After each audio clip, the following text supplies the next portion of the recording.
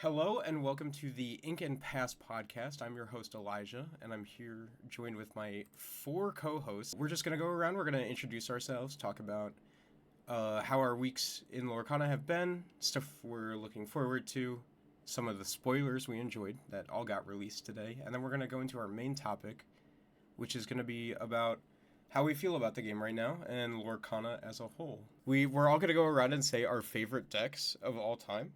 And so I'm going to start with Jafar Purple Steel specifically, because this is what got me into playing Purple Steel. And because I was like, Jafar kind of not really doing the best right now. Let's see if I just put good cards in, if that'll make it better, and it did. But I still have a soft spot for that deck. And then I will pass it over to Austin.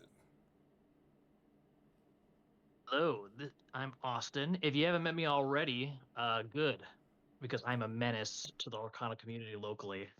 As soon as I started playing the game, favorite deck of all time. It's a toss-up. I do really enjoy when I made my Ink Geyser deck work in set 6 with Bell that lets you ink multiple times and Fishbone Quill and just really abusing all of my opponents and making them have a bad time. Also, known for playing Amber Emerald Discard for a little Queen Sensor Core, just really obnoxious, goofy stuff. But if it works, it works. And that's what I like doing. I like cooking decks that are a little unique outside of the meta and hopefully trying to make them work. So, All right, Chris, we'll go to you. I'm Chris, aka Christmas. I love playing green purple, like any variant, but mostly my favorite deck is Tempo. Uh, Specifically like set 3 Tempo, because that was just so much fun to bounce my opponent's stuff back with some fun small characters and just outrace them.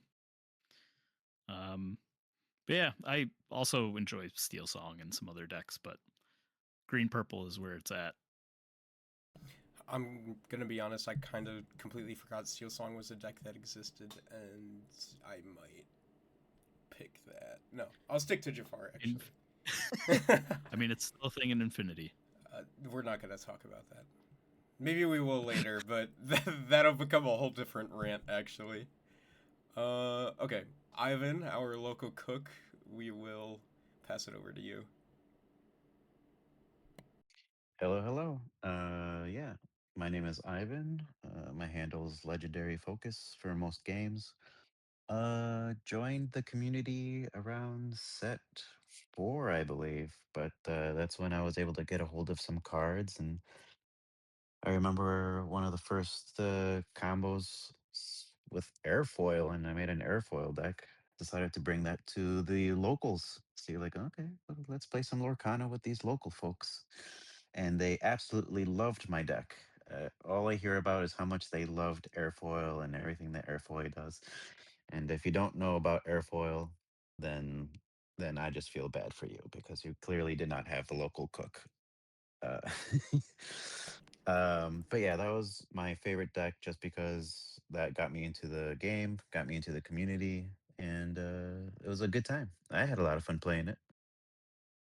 we had a Nobody. lot of fun playing against it. No, we did not. We did Nobody not. had No, Don't we fun did start playing like. not. against that. Yeah. He joined the community, and we all just resented him for a couple months before we actually got I to know him. noticed me and Ivan joined at the same time and caused a bunch of chaos at the same time. We shook things up. Yeah, well, we still had to coach you a little bit. Ivan just came in with this random deck and destroyed us That is instantly for no reason on this random deck that we had never seen before. I will I was never like, "Oh, forget the hey day I guys, played I'm new against. to the game. You want to play a game of Lorcana?" It was so awful, actually. Like, what are you playing? Oh, airfoil. Airfoil. Yeah, right. 10 minutes later, we're all crying. Never bring back airfoil meta. That's all I'm saying. I was like, who Please. is this guy? It was Funny enough, awful. airfoil is reincarnated. Are you Kinda, saying yeah. Ugh. Inkcaster? It's not the same. Inkcaster's new airfoil. sort of. Brother, when I first saw that card, I was like, oh, this feels just like airfoil. All right. And now Inkcaster is its own deck archetype. It is. All right. All right, let's move Ben. on to the Yeah, next. yeah, yeah. Ben, we'll pass it to you. Last but not least, Look, best for last is all I'm saying. My friends know me as Ben. My enemies know me as Sniping Rooster. We'll keep it that way. My favorite deck of all time is gonna have to be Ruby Amethyst Mufasa, or as we like to call it around these parts, Ruby Fasa. There's just something about the synergy of the cards, the healing, the damage output. It's just magical. What can I say?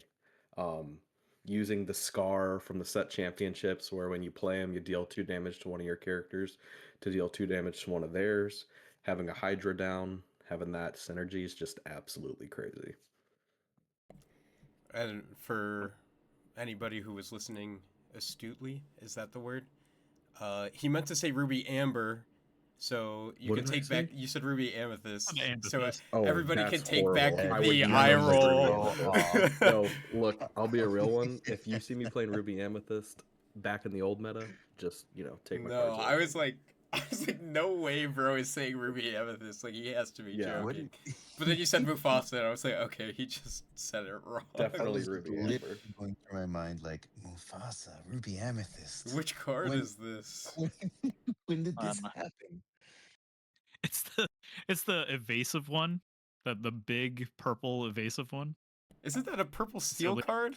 yeah, Purple it's steel? purple. Yeah. It is. Oh, You yeah, played that it at is Ruby steel, Amethyst? isn't it? I knew you were a That's cheater, definitely bro. a purple steel. Yeah, I'm like trying to think of the only amethyst. nobody deck checked me, so that's okay. All right. Okay. Ben, my favorite part about that deck was when you had eight cost unankable cards in your hand, and that was awesome.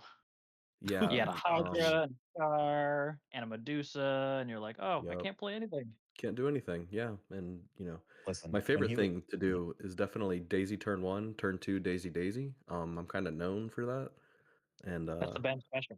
It's literally the the Ben special. background of our. It's the background of our iMessages to each other. It's just Daisy. Yep. Moving on, I kind of want to save this for later, but I also don't know if Ben had one, so I kind of want to talk about it now. Ben, did you have a set champ this weekend? I didn't this past weekend, but I do this upcoming weekend on Saturday. It's gonna probably be it's either gonna be 14 or 16 people, depending on if these 2 people show up that usually do. But it's my meta around me, because I'm currently out of Atlanta at the moment. The meta around me is pretty diverse, but after DLCs, the meta shifts to whatever did best at the DLC. So you kind of have to adapt to whatever the best deck was, and then you're going to be going against players that are not really well versed with that deck, but think they can do good just because the deck did good. With that, I can usually get around most people with, an aggro play style, because a lot of the deck choices are going to be blue-green. So it should be a pretty good time for me, but we'll see how it goes. Yeah, cool. When you say aggro, do you mean Inkcaster? Uh-oh. There might be a surprise appearance by the Inkcaster this weekend. Who knows? Really? Oh, buddy. Who knows? Maybe I found a couple laying around in a box I didn't realize I had. That's crazy. Oh I my did not goodness. expect that from you, actually. Okay. So we'll see. Oh. I'm an OG aggro player. You so are. I can And kinda it go is back the to my hyper roots. aggro right now. It is the hyper aggro. I'm right now. surprised you wouldn't just, like, go to dogs. It feels more... Maybe this is a conversation for later, actually. Let me tell you something about dogs. Oh, okay. Dogs is what people think aggro is, but it's not really that. It's like aggro-y. mid-rangey. It's not. Yeah. It's not that aggro. Yeah. We're playing it for 4 sets in a row. It's not. It it's can not go very fast, aggro. though. Like, to be It honest. can like, go fast, Talk but about it's Daisy, not Daisy, really. Daisy. Wait, does that deck even play Daisy? Yeah, it does. Oh, okay. Depends on the lists, but yeah, Yeah, I Most don't of even them know. do. I don't even pay it's pretty attention silly not to. to the aggro decks, I feel. Okay. So, Ben, that is your set champ. And then the 4 of us had a set champ in our area. Shout out Pallet Town. Or Professor Sam's Pallet Town, I think. That's correct. That's correct. Chris, you did not go, right? Nope, I didn't go. If you were gonna go, we'll talk about why later. But if you were gonna go, what would you have brought? I would have probably just brought Blue Steel again and probably not done well with it, but I've been having a lot of fun with Blue Steel for this set. It's fun. It's big, powerful stuff. You can just slam down on the board and say, "Answer this." So it's kind of fun to play, and it's a change up from what I usually play, which is like faster, more tempo based decks. So Yeah, I'm surprised you didn't give green purple a little try this set, but maybe it's Really a little surprised. too aggro Yeah, for you. especially It's looking not at, like, really what- tempo, but No, I mean, I have- did you I have check out tested it. Mo's list from the DLC?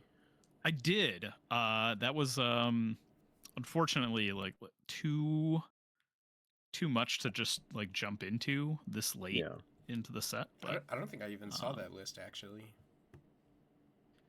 yeah, It's a pretty gnarly more list. tempo-y based deck. Yeah. Did he do well? I don't know what place he came in. I don't remember, but I just remember watching his deck and I was like, oh, this is interesting, fun. Cool. It was CCQ, I think, Oh, okay, or okay. maybe it was Milwaukee. I'm not sure. I have no idea. So the three of us that went to the events, I'm gonna have us talk about our experience a little, just like how we kind of felt about it. So Austin, we'll start with you.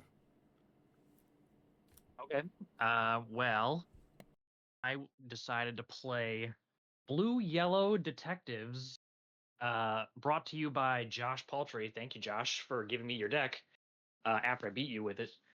At the DLC, I was trying to make Blue Yellow work all set up until this point. Could not get the consistency like super good. I was doing like Aurora into Chicha into Cindy stuff to try to take advantage of Chicha and like work off of that to make sure you have cards in hand until you get to things like Hades and Surfer Stitch to like carry you throughout the rest of the game.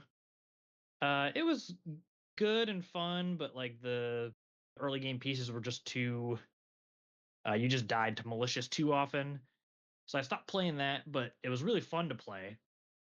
So I switched to blue green to prep for like the DLC because that's what I have the most experience with. I thought that would be the easiest adjustment. But after seeing Josh's deck there, I was like, wow, this is really fun, and it solves all the issues I was having with it in the first place, which was like evasive battles with purple, with the Ink Runner and the Judy that gives all your detectives alert, and some big chunky detectives with the Genie and the Donald Ducks. So I tried to play that. It's really fun. I really have to learn the mulligan for it because there are a lot of uninkables with Chichas and Mickey Mouse. The big Hades, you can get kind of stuck with things if you're not too careful. You got Ludwig in there too, and no Tipo to like throw things away or Cindy to throw things away. So you really gotta be careful with what you're doing. I had a lot of fun with it. I think I went 2-2 with both of the set champs I attended, or all three of them technically. But one of them was blue green. But with the blue yellow, it's just a lot of fun. I just gotta tweak it maybe to my play style, my mulligan more, or I just gotta learn the mulligan better. But it was a lot of fun. Nice. Yeah. Shout out that Mickey. I wonder who would have suggested that before. Yeah. Josh. Elijah told me like day 3 was like, you should be playing like Mickey if you're playing Chicha, and I'm like, no, I want to play Cinderella. I want to do Aurora, Chicha, Cinderella stuff, and the Mickey does make a lot of sense, unfortunately. And unfortunately, if you put Mickey in, the whole detective package just actually works a whole lot better. TBH. Yeah, I think the fact So that shout it's out to Josh. detective. He cooked. He did really well with it too. The matchup is really close in hindsight now that I'm playing it like against other people playing blue green locally. It's probably pretty favored towards Josh and like the detective side of it. But I had Ink Geyser in my deck, and that helps quite a bit when Josh doesn't get to play huge characters like 2 Hades in a single turn because he's back at 3 ink. Yeah, it was a super cool deck to see do fairly well at the event and get taken out by a rogue ink geyser from yours Oh, yeah. truly. All right, Ivan, Can't just be. how was your event? Well, I want to touch base a little bit on that deck archetype, Oh, sure. the Amber Sapphire. Um, I have play tested it, and it's super enjoyable to play. I hadn't thought of the Chicha Mickey Mouse package. I went a different route, but having played it, I will say that one of the MVPs of that deck. You'll have to remind me the Headless Horseman action card, the amber one. What's the name of it? Oh, yeah. Horseman Yeah, Strikes. Horseman Horseman. Strikes. And strikes. Horseman Yeah. Strikes. Yeah, that card by itself balances out so much problems that it used to have. Yeah, I think the one way of the deck the is built. Oh, sorry, Ivan. As in, the way the oh deck no, is that's fine. built, it's just like super, super purple hate. Like you have Horseman Strikes, you have Ink Runner, you have the Judy that gives everything alert and resist. So you're just killing all the evasives forever. For sure. On top of that, I think one of the if I had to go back in time and just edit one thing for that deck, it would be making the Amber Judy, which I think was in the deck, the one that at the end of the turn you get to ready something. Oh yeah, I had that in my version. It's not in Josh's version, but I really enjoy it as well, just because the 3/6 support, ready something, keep it safe. It makes your world's greatest a lot stronger. A lot of stuff with that. Exactly. One of the biggest edits I wish that would have happened in retrospect for that deck is making that Judy a detective. It doesn't make Mhm. sense why she isn't, but man, that deck would be so much like more consistent with that. Oh yeah. So good job piloting the deck. Definitely a hard rogue deck to pilot. As far as like the events, it went for me anyways. It went set champs in preparation for DLC, then set champs afterwards. You can ask the group. I was indecisive on decks the entire time. I was like, "There's still time. There's still time to play test and decide." Uh, I bounced from deck to deck and tried everything. I just couldn't make up my mind. Ultimately, I went purple steel in the first set champs. I forget how I did. I think it was just top 8 or something. Then I went to DLC, and that was poor showing. That was a 3-3. Just get the Mulan and then count, just call it a day. And then the set champs at Pallet Town. Um, I recently got a puppy, so I was like, I didn't have enough time to prepare. So I was like, listen, I'm either gonna borrow Cindy's and run my troll Ruby Sapphire deck, or I'll make a meta call. And I went with the meta call. I was like, locally, I feel like there's a lot of aggro. There's a lot of green blue going around. So I'm just going to go with Ruby Amethyst. I was like, all right, let's try that. Didn't do too bad. It did exactly what I wanted it to do, which was to not let aggro win. And that was the goal of that deck. It's not a necessarily a tempo Ruby Amethyst. It was like my own little spin on an aggro version of it. But it accomplished its goal. Ran into its kryptonite 3 times that day, ironically, um, in purple steel, which is just a super hard matchup. But super happy with the outcome. It accomplished its goal, got the second place, and I'll have that lead off into our next person, who is the champ, All the right. guy. Spoiler alert. But yeah, I did bring Purple Steel to the set champ and to the DLC, but I also had a poor showing at the DLC, and I don't really want to talk about it but it was great time though. Wait, did you face Ivan on Saturday? Oh yeah, yeah. I mean, I could have a story about this a little. So, Oh my goodness.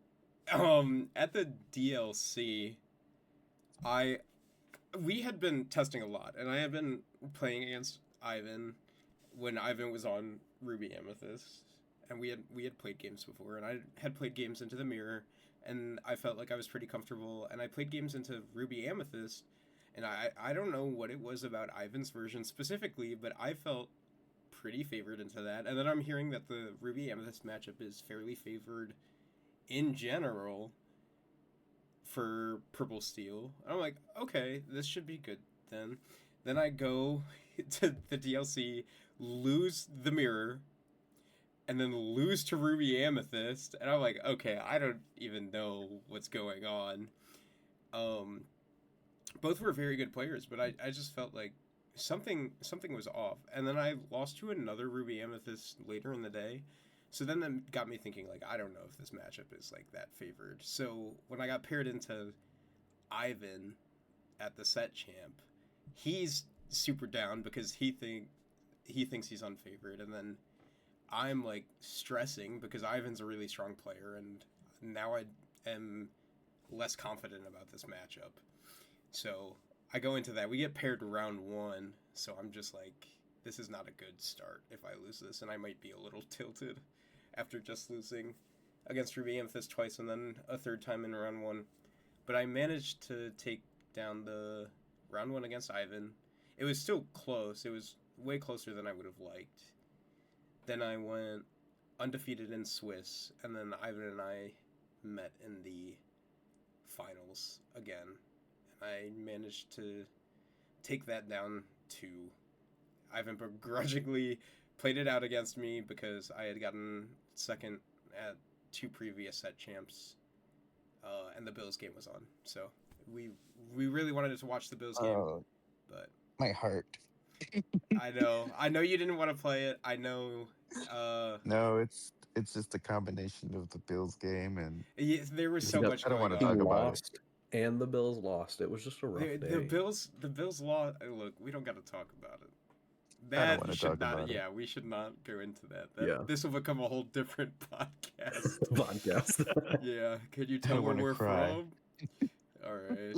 Yeah, but anyway, the weekend was good. I felt like the deck was good. I just kind of I said this to Ivan too. I felt like I was just kind of going through the motions. Like, I don't know if you can hear it in my voice, but I'm a little sick, and I was pretty sick over the weekend, and I was just kind of going through the motions, and the deck was built well enough and consistent enough because I have my 4 Docs, 4 Demonas, 4 Hades that it got there. So I will say, quick shout out to the deck building, just because you can't play 4 docs if you don't run 4 docs. So I'm personally a big fan of 4 docs instead of 3. I know a lot of deck lists out there are cutting it to 3, but I just love that consistency because that deck, like its strength is playing off the top. It's like it's just so good. But yeah, big fan of 4 docs for sure. I guess we can go into our little extra topic before we have our main topic. We went into a little bit of the main topic discussion with like our deck picks and what we think is good right now. But before we get into the nitty gritty, we had some spoilers today, and some of them are super interesting. So I'm gonna have us go around, and each of us have picked out our favorite or most exciting spoiler that was revealed today. So I'm gonna start with Ben because he hasn't talked in a while. You know, I got to talk about my boy, Ruben the Sandwich Expert. Hey yo. 2-drop inkable, 1/3, and his ability is the lunch special. You know, big eaters around here. You exert him, and then you can remove up to 2 damage from a chosen character of yours. For each 1 damage removed this way, you pay 1 less for the next character you play this turn. So, my brain got a little thinking right there, as I am a Ruby Amber player, not a Ruby Amethyst, but a Ruby Amber player. Pairing it with the 1-drop Mulan and being able to shift Mulan on turn 3 is an absolutely insane play. I mean, just being able to clear an aggro player right off the start if I need to with that is just such a nice feeling. But also the fact that I can have a bigger body that quests for 2 that early on is also just such an incredible feeling. Yeah, I think that card's interesting. I like that it's like kind of the Rapunzel effect, but for like ramp, which is kind It of really cool. just leans into the whole like Amber's about, you know, cheating out characters and healing characters. And I love that it's just combined into one card. Yeah, it was cool. It's like a good mix. It's like that Pluto and Huey, and Right. then Punzi, which is really cool. I'm a little skeptical about the Mulan line, not to get He's just a D1 hater, but you know, we don't not have to to get get into like that. negative or anything, Right. but But you know, our but boy's just a D1 hater. It's right. okay. We'll see. I'm just afraid it's like the Daisy, you know, but It's different. like the Shift Daisy. It's definitely different. I mean, you get to remove 2 damage off any character. Like, it's pretty. Because you It's don't even need to useful late worry game, about too. doing it that early. Yeah, exactly. I mean, you said it's 2 damage, so you're Yeah. inking, and then you can take the 2 damage off of Mulan, so you can play a 5-drop on 3. 5-drop, any 5-drop, yeah. I like that Ruby Lilo that readies something, so that could be interesting. Getting a 4/4 Yeah, you can. that quest for 2. Yeah, you could ready him. Interesting. Keep him Okay. out there longer. Maybe I like this card a little more. If you wait a turn for a 2, you can get like 6-cost David Xanatos out, so you can have a next turn like a 4-cost with Rush that comes in, and all your cards draw cards from there on out. Like there's some stuff you can do with it. All right. Yeah. Maybe I'm coming around on the card a little bit. You've convinced me. All right, Austin, go ahead. What's yours? I do want to say the like just in general, like the design space that they've had for like this set and the previous set, Whispers is pretty good. Like overall, I think they're like making a lot of interesting cards, a lot of interesting effects. I agree, I Austin. am most excited for Ohana Means Family. I can go back to my Ruby Amber days with Ben. I loved my Sensor Core, like mid-rangey, like Princess challenging deck. The only way that deck really worked though was with Rapunzel. You could smack something early and get some draw effect out of it, right? But with this, you know, heal as much damage from one of your characters as possible. Draw that many cards. There's no cap on it, like with Rapunzel, so you can draw more than 3. And I think it's going to be pretty good. You get like huge Surfer Stitch out at some point. You know, maybe challenge with him, draw a bunch of cards. There's a lot of characters with a lot of huge strength right now. You got Demonas and Goliaths out there, so if you can have something live, you got Champion Mickey that can give health to a bunch of your characters. A lot of health manipulation, so you could do that, draw a bunch of cards. Amber could be more than just aggressive for once. I think that's the hope and the dream. Maybe Would you Racers is run good. this? Would you run that card in like the Amber Monstro deck, something like that? Oh, I mean, probably. you Yeah, could. Oh, The that's. heal Monstro? Yeah. I was thinking that's a good 100%. question. You got Demona, you got Monstro, you got just Elsa, even purple Elsa. Like, oh, she's Yeah. got 4 Yeah. damage on her. Oh, I'm just gonna draw 4 true. cards Like even and smack 3. something Like if down. she swings into a Dumbo and then you draw 3 cards the next turn. That seems Like that's pretty good. just you know, I pay 3, draw 3, pretty right, good. Right. It's not pay 2, draw 2, but it's close. Yeah, not quite the same. I was gonna say, do you just slot it into the yellow-blue deck you're playing right now? Like, what would the cut be, and would you throw it in? Probably could. The only issue I see at the moment is kind of the fact that like, oh well, now we have all these 3-cost actions in Amber that are like good. You know, you want to play Horseman Strikes if the evasives are still gonna be a problem. You want to play this card because drawing cards is good. You want to play World's Greatest because everything is huge all of a sudden, huge attack. Like World's Greatest is gonna be stronger than ever, especially with just the little support characters we have. So it's like I could finding see space that being like a and like the deck. ×2. Yeah, exactly. Like, it's gonna be like a base issue. I think it's fine because it's inkable regardless, right? But maybe your kind of Horseman Strikes goes down eventually. I think in yellow blue you might not need it as much if you still have like the detective synergy. Yeah, as long as you have And the you have alert. Ink Runner, you know. I mean- But just paying 3 to blow up Genie or Elsa is pretty good. Yeah, I mean, like, Horseman Strikes and World's Greatest are definitely, like, meta call cards. This seems like a Yeah. card that you can kind of just fit in if you have a couple extra slots. Like, it doesn't need to be for a specific meta. It's pretty interesting. Especially if you look to the future, like kind of not that rotation is soon, but like after a big rotation, there's gonna be all these huge evasive cards that are popular now that are gone. You know, Genie, Elsa alone are a reason to play Horseman Strikes. If they're gone, you don't really need it as much.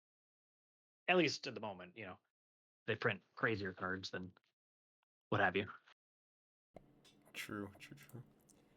I just want my Amber mid range back. Yeah, I mean, just the fact that Bring it it, like, back, baby. opens up the possibility of these other style Amber decks is very cool. I mean, even though we have, like, these more mid-rangey now, like, with Josh's deck and with Monstro, and even without the Monstro combo, but, like, this card definitely does just open it up to be, like, not an aggro-focused color, maybe, which is interesting. I like that. Exactly. All right, Chris, what was your favorite reveal from today? My favorite reveal has to be mine and Ben's boy, Donnie Duck. You're The Emerald 4-cost 4/4 Fred Honeywell. He's a Storyborn ally with the ability Spirit of Giving. Whenever you use boost of a character, the ability boost from a character, you can put the top card of your deck under them face down. So you get an extra boost on a character, which is very interesting. And then Well Wishes. During an opponent's turn, whenever one of your other characters is banished, you may draw a card for each card that was under them. So some draw power in Emerald with boost synergies. It's very interesting. I'm very excited to play.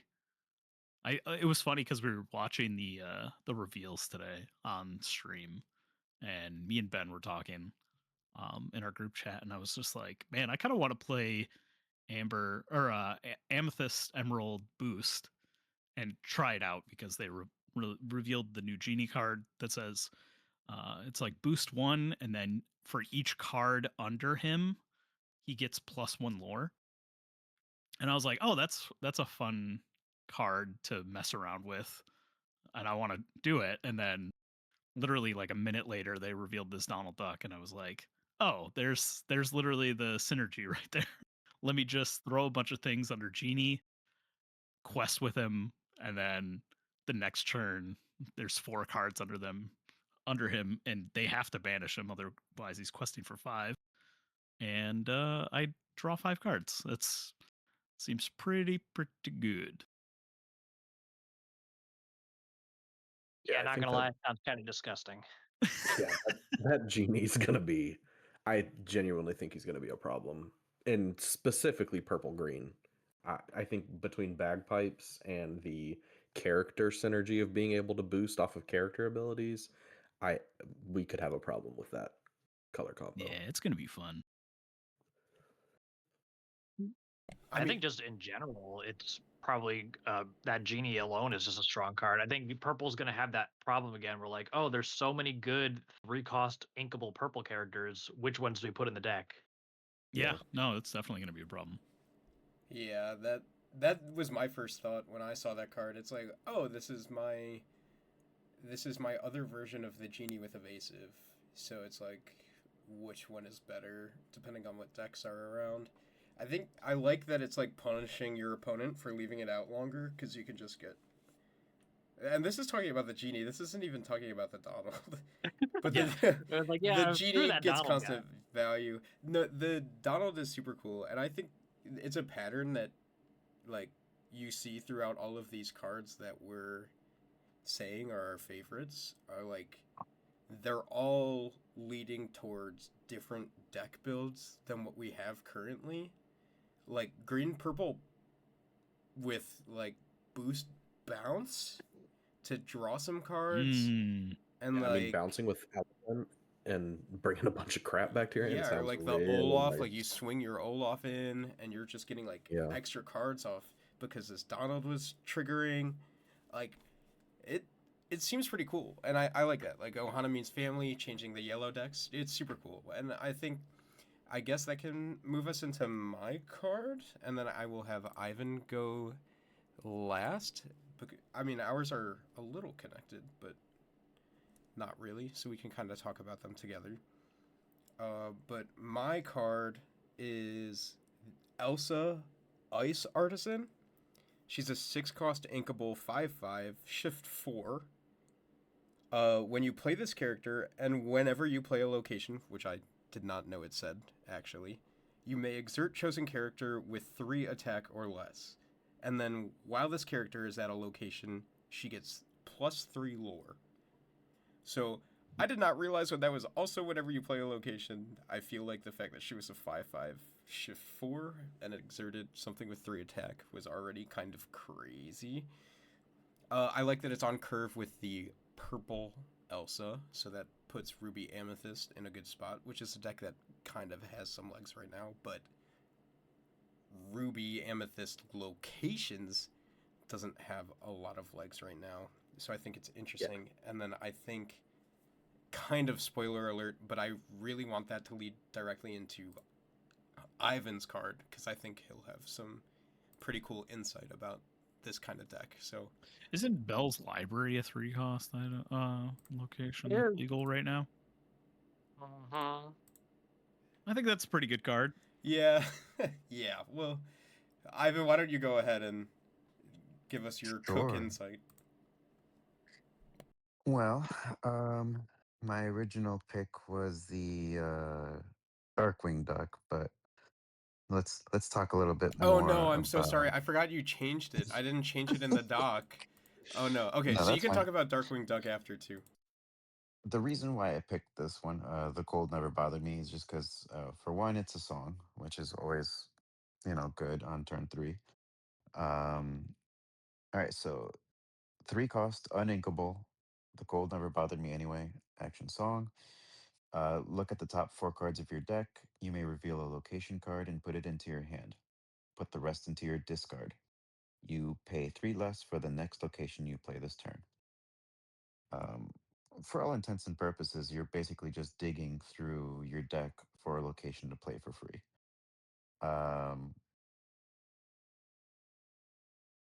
The key part of this, I think, is the fact that these cards don't go to the bottom of your deck. They actually just go into the discard. Yeah, it's kind of crazy, actually, because the stuff you could do with this card is crazy right now.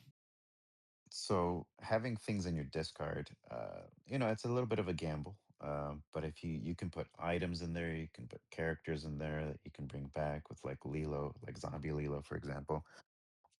You can put Sleepy Hollow in there. So like again, if you build an entire deck made with locations, now you're basically cooking. It helps speed up other cards, like I forget the Sleepy Hollow return card. I forget what the heck that's called. Do you guys remember the name of that one? I don't. The one that had to get eroded. The rules had to get eroded. Is that Take Cover, or is that a different one?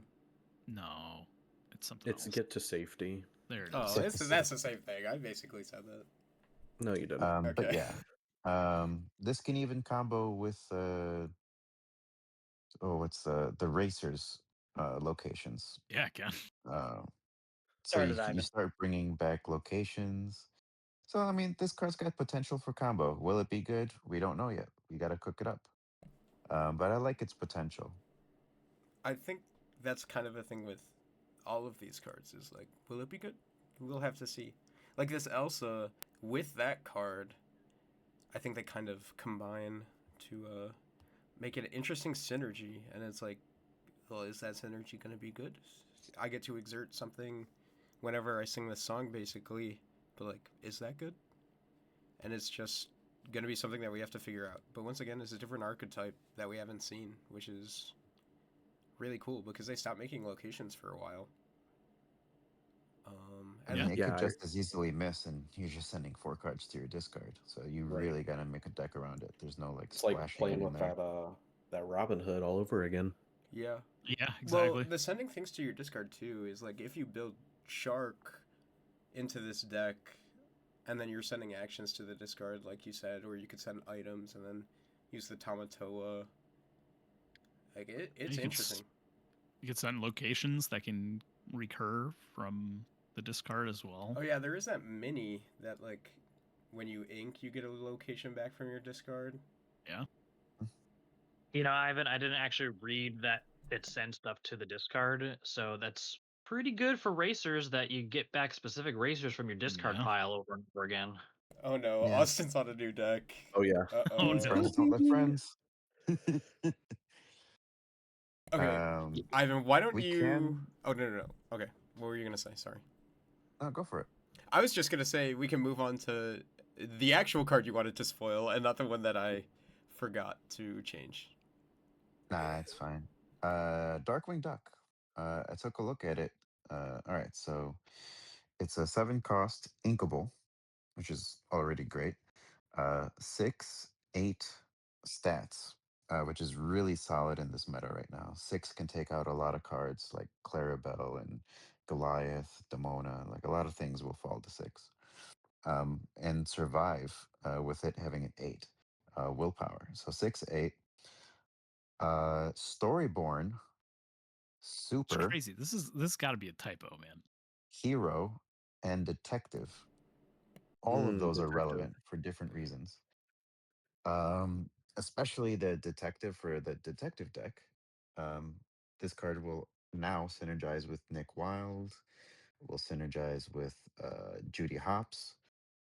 So this can easily slide into a deck like Blue Steel. And then it's a shift 5. So we're probably going to be getting a shift target for it. During your turn, whenever an item is banished, you may pay 1 to deal 2 damage to chosen character. That's the ability Take That. This is not a once per turn. This is during your turn whenever. So as long as an item is banished, you get to do this as many times as you like. As long as you have the pay Gross. 1 to pay for the ability.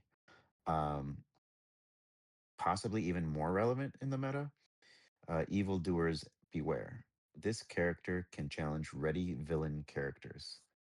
Crazy. We always love that ability to challenge ready characters.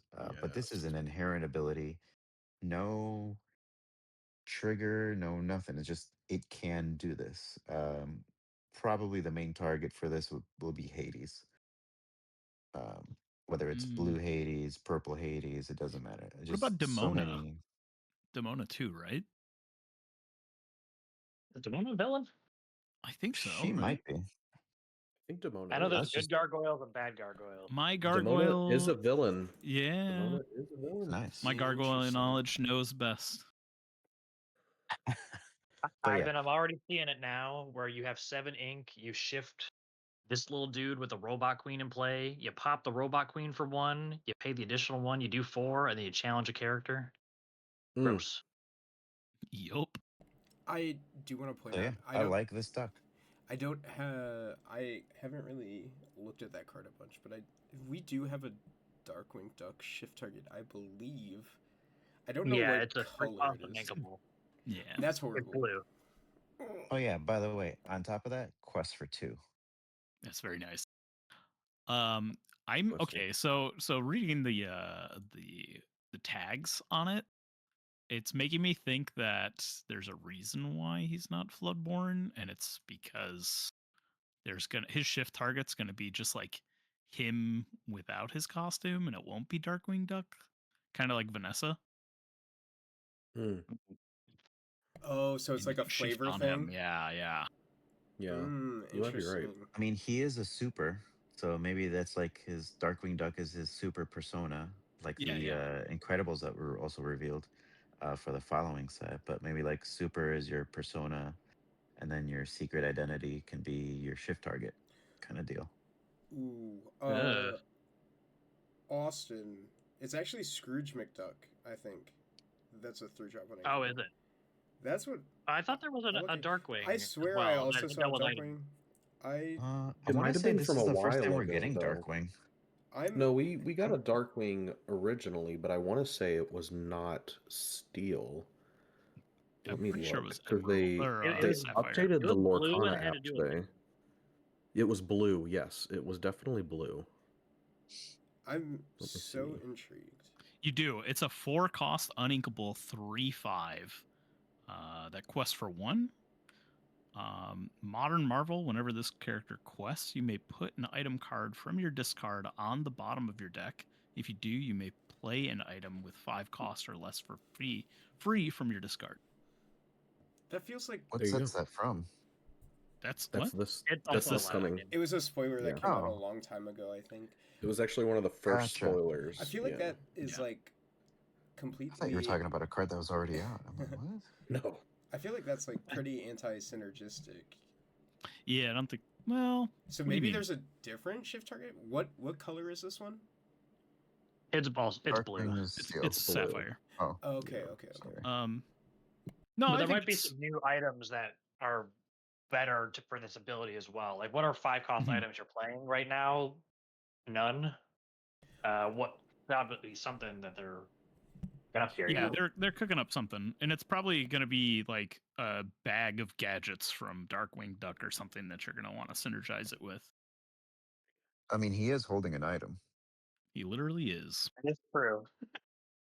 What What you got in that end? What shift The is he? grappling gun. Ooh, He's a shift 5. that seems weird. So it's on though, right? You curve. said you right. It's on curve, but the ability is on the little one is on quest.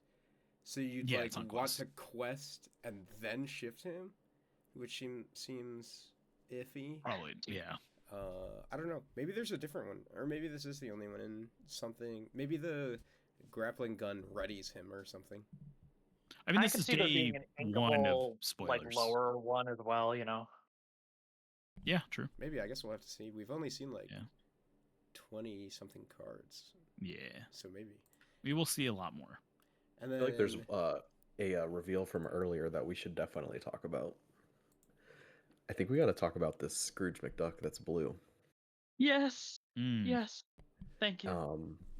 6-drop inkable Scrooge McDuck reformed Ebenezer with the ability Spreading Joy.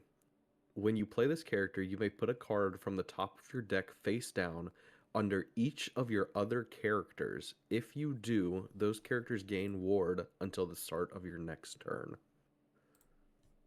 This is the card that I wanted from this set. This is the card that makes Austin's hero ridiculous. I do love that Hero says you just gotta have a card under him. It doesn't A matter card under where him. it is. Exactly. Yeah. It doesn't Don't say have to anything. shift him no more. Yep. I'll So give my this card is Clarabelle and going Hero that to- are already in play ward and evasive. Thank you very much. Yeah. It's also just very good in general. Like you're just giving your whole board ward for a turn. Ward You until have the any start of your characters next that turn. are, and any characters that have boost abilities are activated now. Like it's just good in general, but also with Hero, kind of funny. Yeah. It's It's kind of going to gross. be crazy. And then if you shift him on top of it, he will have ward in face of himself. And Yes, sir. yeah. He himself do is love- a Bloodborne, yeah. So Wait, hold up. Do So love wait, dying for malicious though. so what is the specific text on Hero? Is it Floodborns? If any of yes, your Floodborns Bloodborne that have So, characters cards so under you them, wouldn't card be up. able to. Well, obviously, you wouldn't be able to play the new Darkwing Duck with it. But if there are going to be shift characters that aren't Floodborns anymore, that could mess up that synergy. That is true, but Ah. Darkwing Duck is steel. Steel, yeah. So. I said that. they're nerfing me in advance. This is ridiculous. Pre-nerf. They can sense your power growing He's already. too strong. But I really think that's going to be a slept-on card that is going to be, I mean, even in an aggro sense, if you played like blue-yellow aggro and then dropped a Scrooge and everything's got ward now. Yeah, that's gross. I guess I loved my. I got a lot of use out of it. That ballroom bell that just says everything has ward for a turn. Like Yeah. deal with the next turn. You can't do anything now. Like that is alone is good. And this is inkable. You're already in blue, so it's really not that much of a difference going from 4 to 6. And it still costs 4 anyways. Yep, exactly. As a you can shift for 4. Or maybe less with yokai. Ooh. Don't give him Ooh. ideas, please. Ooh. Yokai's cooking. coming back. Goodbye, Philip combo. It's heads held high yokai all over again. Yes. Honestly, I'd be okay with Goodbye Philip. Do we want We to would be. transition that into main I topic think that then? transitions Yeah. to yeah. So, as a little bit of an extra transition and an extra honorable mention, that set champ Tinkerbell that they revealed is beautiful, and I'm excited to go compete for that. Because I know this past set, and this is the moving into the next topic, this past set did not get a lot of representation from our locals at set champs, but I feel like this will bring some people back in. That's just, it's happenstance. We can talk about it. I think maybe like a mix of It's the holidays, but It's like, a little bit holidays. It's a little bit that Daisy is atrociously hideous. with love and respect. Matt, yeah, love and respect. Love you, Daisy. You're awesome. Cool abilities. Card's ugly. Sorry. I'd have to say it's on the weaker side for a set champs card, in my opinion. After I mean, having a bomb, with after the dragon having a fire, Maleficent dragon, yeah, I mean Yeah. it's a tough one. Don't get me wrong, Daisy is a beloved character, but I do have to agree. I think with the turnaround of the holidays, I think it was just too hard for people to attend this set champs. And I also think it was kind of a downside to make the participation card identical to the top 8 card. In the fact that it's the exact same art besides the foiling. Actually, a lot of people are preferring no foils because it doesn't curl. Well, yeah, that's another true. I think also the Yeah. foiling wasn't like super strong on these ones, which also made the It's high dark coloring on Daisy probably doesn't help either. Yeah, it made the like getting to top 8 less exciting because the card was like barely different and kind of ugly, respectfully, with love and respect. But I think they didn't show the spoiled enchanteds that we all have seen up to this point, but like the paper mache looking art that they have with the Tinkerbell and all the other enchanted is really nice, and I want all of them, and I'm gonna get 400 Tinkerbells. Yeah, really nice, that. really thematic. 400 set champs. 400. Yep. Bro's flying. With I gotta do what I gotta do. With his Floodborn boost decks. Here it comes. I'm ready to cook. So I think holidays is definitely a good thing. I think we've also seen a little bit of a decline in the amount of people showing up locally. And we haven't really seen a lot of new players in a while, so I kind of want to start off with that a little bit because it is a little bit of a interesting thing that I don't hear a ton of people talk about because it's more like meta discussion, which we will, I'm sure, get into a little bit. But like, I don't see a lot of new players, and if they come in, it's very hard to get a deck. So then like, some people might be falling out of the game because of like their family, and then we're just not seeing a lot of people come in. And I was wondering what your guys' thoughts were on that. I truly think Ravensburger needs to step it up and get a competitive-esque, like maybe like 50 to 75% of the way there to a competitive tier deck that's pre-built. You could just buy it off the shelf, costs like 40 to 50 bucks, maybe even $60, that you can just say, hey, if you want to play in your weekly play events or even set champs, you can literally grab this deck off the shelf and you'll have a decent time competing with your opponents. And it'll have legendaries and things, and unlike the starter decks, which have never had a legendary in them, and I've only had like one super rare and a couple rares in it, and that's it. And you can't play competitively with a handful of some of the best cards when everyone's playing with play sets of stuff. But the super rare's foil, that should make it good and playable. It's collectible, sure, not playable. Yeah, I'd have to agree. I really think we're kind of straying away from being able to just enter the game and play competitively. I mean, something we've talked about a bunch of times is like the fact that you could go to a store right now and pay for a Pokemon deck and pay $40 and go to a regional tournament and do perfectly fine. In Lorcana, obviously we have a couple decks that are running the meta. The purple green deck, for instance, that placed in the top 32 at Richmond, that's only, I want to say, $40 or $50. But that's just one deck. That's not even a meta deck at this point. That's just something that, got lucky in its matchups of who they played, so he had a good result. But you can't do that against every single deck. And if you're not playing these meta cards like Dumbos and Demonas, then you kind of fall behind. And it's kind of hard because not everybody has $200 to spend on 4 cards when a deck consists of 60 cards. I think Yeah. it's like I think it's super cool that there is this deck that like Speci popularized um that is super cheap and super playable, but like once again having the one deck is super tough, not just from like a meta perspective, like it might be bad, but it also could just not be the person's play style. And if they realize Right. it's not their play style and then they go, "Oh, I want to try something else." And then they look at purple steel and it's like, "Oh, I have to spend $500 on this deck if I want to try it at its fullest potential." It's like that's super tough to try to convince somebody to just be like, "Yeah, come play our game. Like it's super fun, but you need to spend $500 to get the real experience." Yeah, and it's I not do think indicative of the popularity of the game because the cost of the cards themselves is showing that the game's popular enough. It's just the problem of getting people in the door.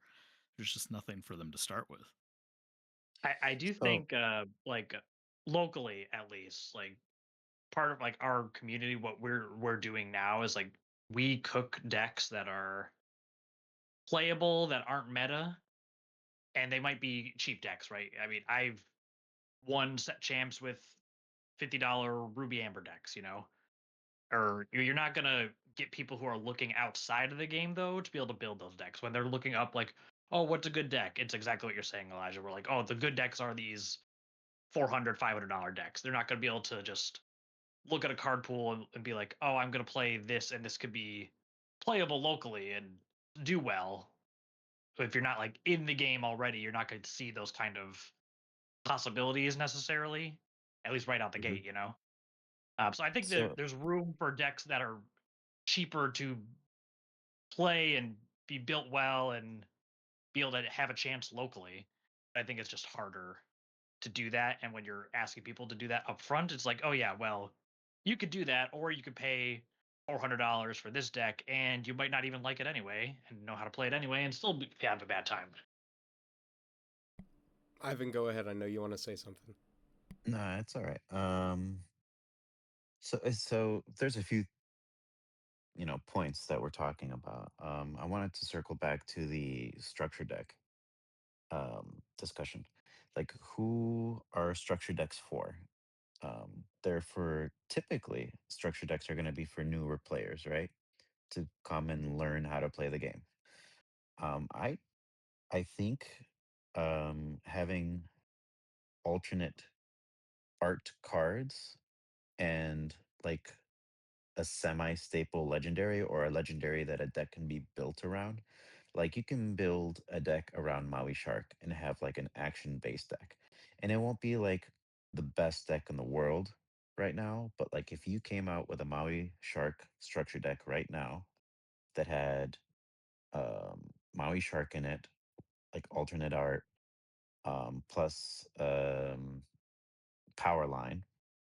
Like it's not going to be the best deck in the world, but you can have fun learning how to play the game, and it will also appeal to collectors because they're going to want the structure decks for the alternate art cards. So it's kind of a benefit for both sides there. But if you're saying, you know, can I take this structure deck and take it to a tournament and do well? I don't think that's what those are for. I think I think instead of calling them structure decks, they should just be called starter decks because that's really what they are. Like they're just to start your collection, to start learning how to play the game. And then from there, you say, okay, I can take this card out that came in this, starter deck, and I can put this card in that will do a lot better. I think that's really the appeal of these starter decks. Something myself, for example, because I'll only be able to speak for myself, but maybe you guys can chime in too. Whenever I see a tournament that like certain stores were doing, and they're like, okay, this tournament's going to be a structure deck tournament. You come in, pay $30. We give you a structure deck plus a pack, and that's going to be your deck in the tournament. I never really was terribly interested in playing that because I had all the cards in the structure deck. I didn't need extra copies of them. Plus, I didn't really want to play with the structure decks because at the time, they weren't really that well built. Like I already knew how to play the game. So that had more appeal to people probably who just wanted to learn how to play the game, like get an entry level into that. But you guys share your thoughts. What do you think I about that yeah, specific topic, I think topic of structure decks? I think there's a place for the starter decks and for something a little bit more competitive. Ben said it earlier too, and there's in Pokemon you can get a cheap starter style deck that lets you play the game at a very basic level, and it's for entry players, right? And then they have their league decks where you can just buy a deck and you can bring it to league and actually compete with other tier 1 decks and whatever. um and Magic had this too. I think they occasionally still do this every once in a while, but like they have Pioneer challenge decks, which are basically like I don't know, is 75 to 80% of a complete competitive deck for a specific format that you can just pick up and play at Friday Night Magic or whatever like weekly league thing you're doing, and you can compete with those decks. We're talking about two different products. I think we're talking about a starter deck for uh like my nephews if they wanted to play, or younger kids, or people that are just interested in the game and want to pick it up and see what it's like. And then you have the decks for the people that have tried the game, enjoy it, and want to get a little bit more competitive and try to win prizes at a set champs, or do better at a weekly play event. Those are the types of things I think we're talking about. I don't think so. Correct. I do think we're talking about two different styles of decks that you can purchase. I guess we just don't have that right now. We don't have that ability to get a deck that's ready to enter a tournament. Yeah, I think Um, that's what we're missing though. right now we have starter decks, I don't know. but even the starter decks don't have. I think you get what, one alternate art card, I think, on average. I don't even think you get an Well, alternate art it's card. not even an It's alternate just a art at this foil, point. It's just a super rare. different foil. Mm-hmm. Oh, So it's I just think, oh. you guys are talking about two fairly different things.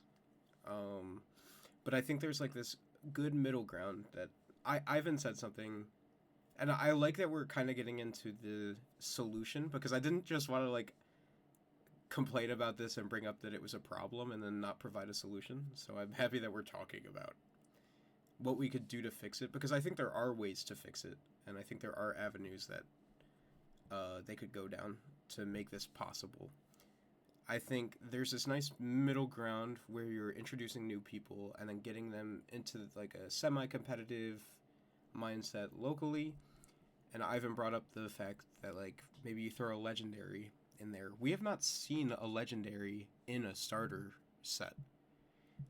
There's a couple points that go in favor of this. I don't know if that's the right way to say it, but like if you throw a legendary in there, maybe it gives the deck more direction than they generally have currently. Because right now they're kind of like a hodgepodge of random cards. But if you throw a Maui Shark in there, like Ivan said, then you can give it this more action focused line where you make this card like the staple card of the deck, and then these people look at the deck and they go, oh, okay, so I see what I'm supposed to do. I'm supposed to be playing actions here, and now I have this good card that is a competitive card. Like, oh, this is my Dragapult, if we want to compare it to Pokemon or something. Like, this is my good card that I'm going to build towards, because Maui is a very build around card, and that's pretty good. And then I think on the other side, that also would bring down the price of Maui Shark, which I know they don't want to do for every card, because then that brings down the interest in buying boxes. But then it could also help possibly with your price problem by making the card more accessible, and it also helps with bringing in new players.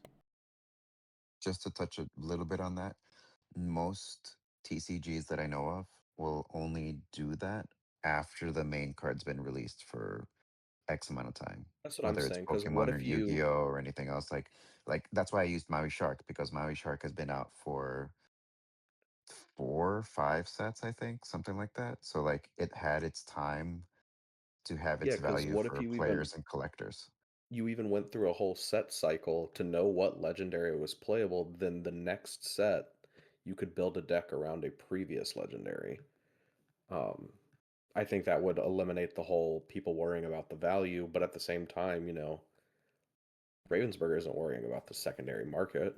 Right. They're worrying about what product they can sell. That's a really good point, actually. Like, there's no reason that Dumbo should still be $40 each.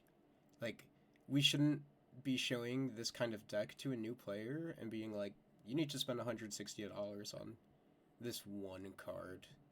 Like, if you threw that in a starter deck for set 12, then it's like, oh, maybe that makes a little more sense. Like, this is a legendary that came out multiple sets ago.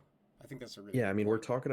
we're talking about a rare card from Azurite Sea and Genie being $8 still. I mean, that's, Is he you need a really playset still of that. $8? Yeah, Yeah. dude. I mean, That's it's like insane. he's actually almost 9 at this point. But like to the point of like why do we have cards in decks that are that much when we're trying to get people into the game? Like if we want the game to continue to grow and get more new people, we have to make the cards more accessible for new people. And I know a lot of people don't like that in the collector side of things because they want to, collect the expensive cards, resell them when they pack them, all that kind of stuff. But like you're killing the player base at that point. I mean, that's why Pokemon's player base is so massive, but they also have a large collecting aspect is because the playable cards aren't expensive, but they have alternate arts of the playable cards that are expensive. So I think that's something Lorcana needs to work on too, is like when working with Enchanteds, I know they want to have beautiful art, but they kind of need to take a step in the direction of maybe trying to look at the playability of the cards they're making alternate arts for.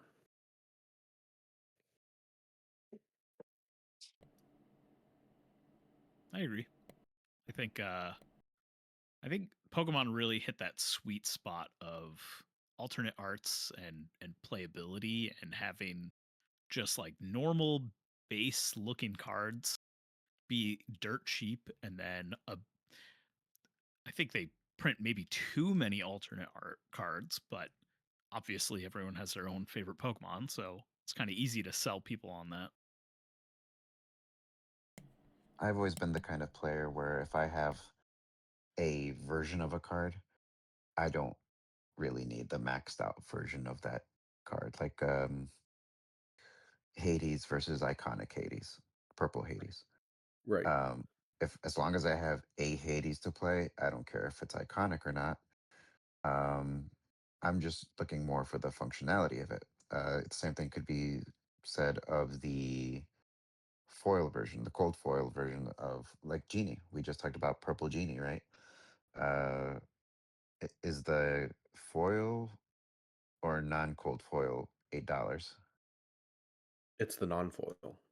Yeah. So like if you wanted to play with the nice shiny version of that genie, you'd have to pay a little Right. bit more. It's So I think like $18. Yeah. yeah, so like you can have these nice shiny cards, alternate art cards. I think what we're all kind of coming to the agreements on is like very similar to that other TCG that knows what they're doing. Um, after the collectors and whatnot have had their fun, after a month or two, come out with that structure deck. That Mhm. will help get more cards into players' hands. Yeah, I Um, have a lot of experience with the Magic Challenger decks, and those always have cards that have come out in previous sets. They never have like new cards printed in them, so it's probably the best way to do it. Like, let's get good decks or like good cards from older sets into the hands of players, so they can build decks off of it, and you can drop it like the week of a new release of a new set and go, hey, you guys want to play competitively at your weeklies? Then here you go.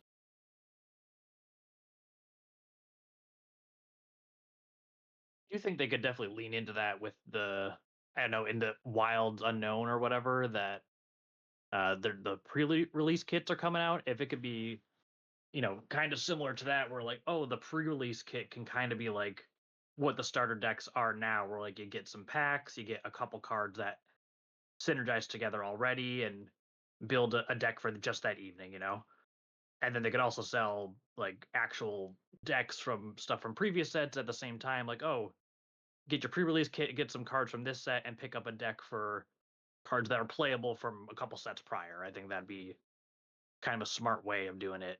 Abandon the current starter decks as they are now and kind of switch to that kind of format. Could be easier. Yeah, I think that's something that I didn't really think about. I think, I mean, they're constantly releasing bombs. Like, there are constantly cards in these sets. There's one legendary that's always $40 right at the beginning, and it Moana. actually starts at $60. I don't know about that. I don't think she's going to be $60. I think she is going to be so expensive. It'll be Moana. Anyway, I think they're constantly Anyway. releasing these cards, but then if they constantly keep doing that, that lets their boxes be expensive still and have some value, but then they can give the old legendaries the like starter deck treatment, I guess, in quotes, and like help support the newer players with some of the good cards that are still in decks but have not come out as recently. I think that's super interesting.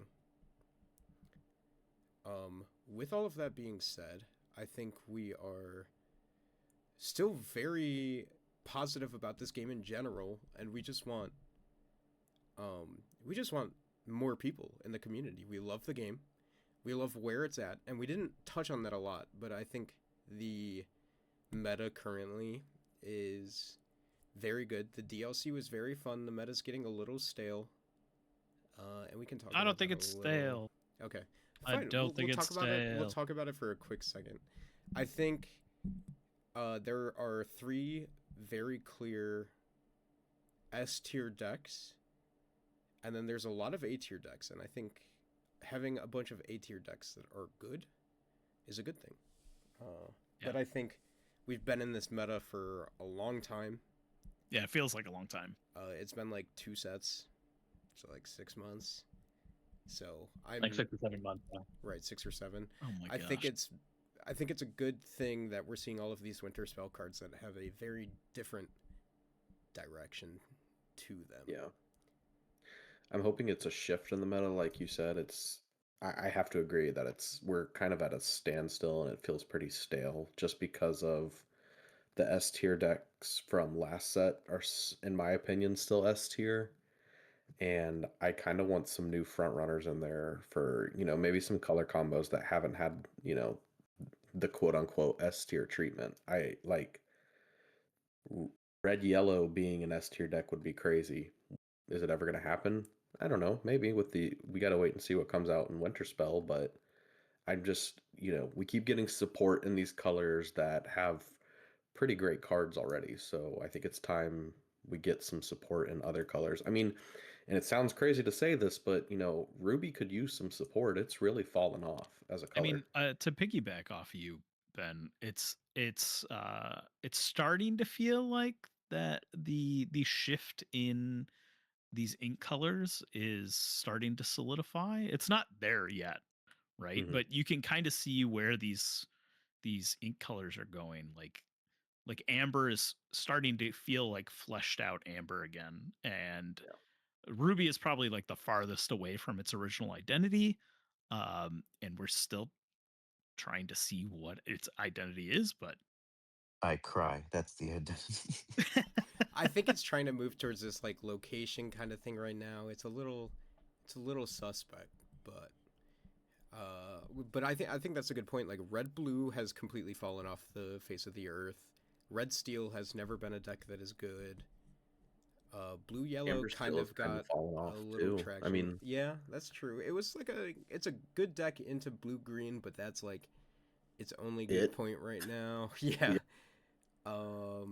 There are some decks that just haven't seen a lot of love recently, and it would be really cool. I'm looking forward a lot to Winterspell because while I think the game is in a very good spot, and like I would play 3 more set champs just to play them, just to keep playing the game because I think it's in a very fun spot right now, and I would just switch up the deck I'm playing to keep it a little more fun. But I think it's fun now, and then once we switch up and it's not as repetitive, I think it's going to be very good. I'm looking forward to it, and I just ultimately hope that we can get more people to play the game because we all love it, and we're all here. yeah, it was crazy too because we all went to DLC Richmond, and it's such a different vibe from our local scene right now. Not that our scene is dying, it's just kind of felt the same for the last 2 months, and it's probably because of the holidays and all this stuff